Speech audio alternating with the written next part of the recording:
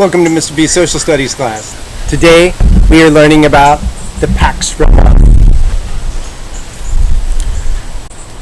When we left off, we found out that Augustus wound up being a good administrator and put policies in place that laid a solid foundation that would bring about a time of Roman peace for nearly 200 years.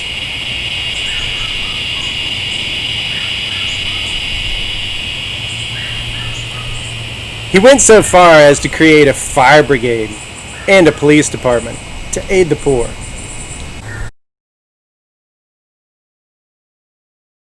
Pax Romana was a time about Rome being at peace with itself and not having civil wars.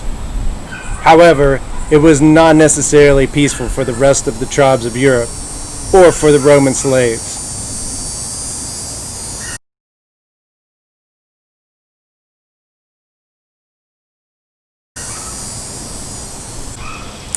The era following Augustus is called the Julio-Claudian era.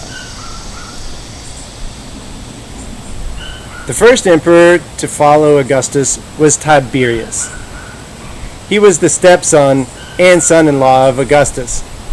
However that works.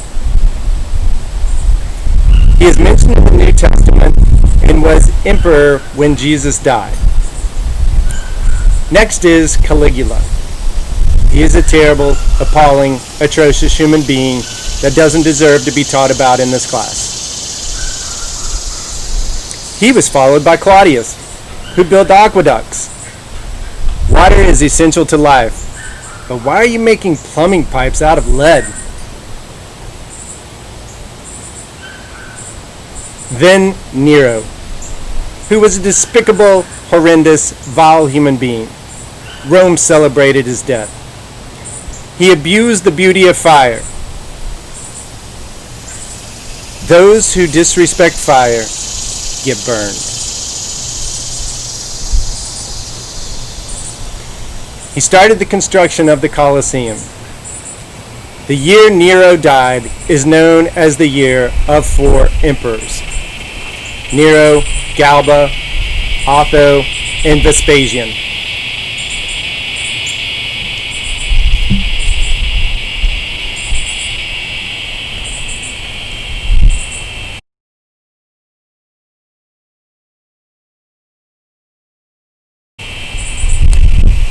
Vespasian will start an era called the Flavian Dynasty.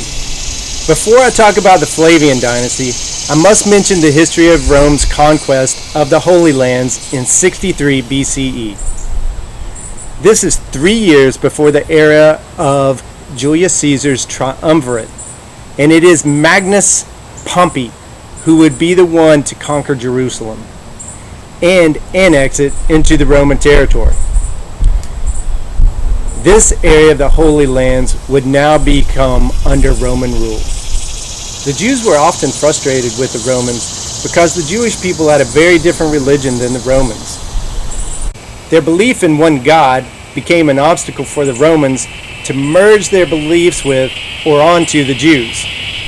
Over time, the Jews would grow tired of Roman rule and would often revolt, always to be extinguished by the Romans.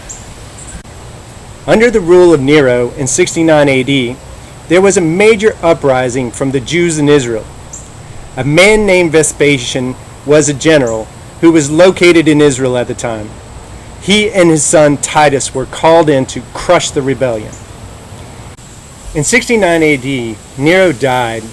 Then these 2 other guys were emperors for a short time.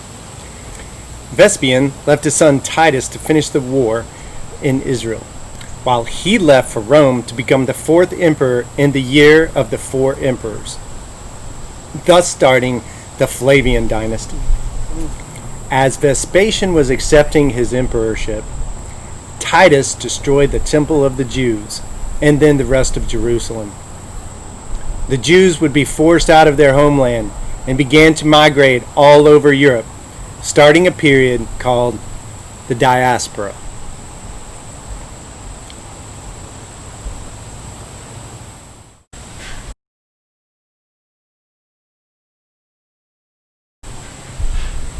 After Vespasian, his son Titus took over.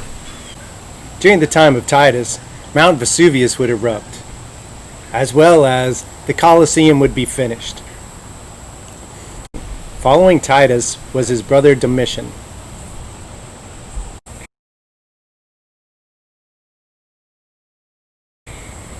After Domitian marks a period Machiavelli called the period of 5 good emperors. We will learn about Machiavelli later in this class. The first was Nerva, boring. And then Trajan. He brought Rome to its peak size in 117 CE. And then Hadrian, who's famous for Hadrian's Wall, which is a wall that stretches across England that was made to separate the Roman colony of Britannia from the Germanic tribes to the north. He was followed by Antonio Pius, some say the best emperor you've never heard of. And finally, Marcus Aurelius. He was a philosopher of self-restraint, duty, and respect to others.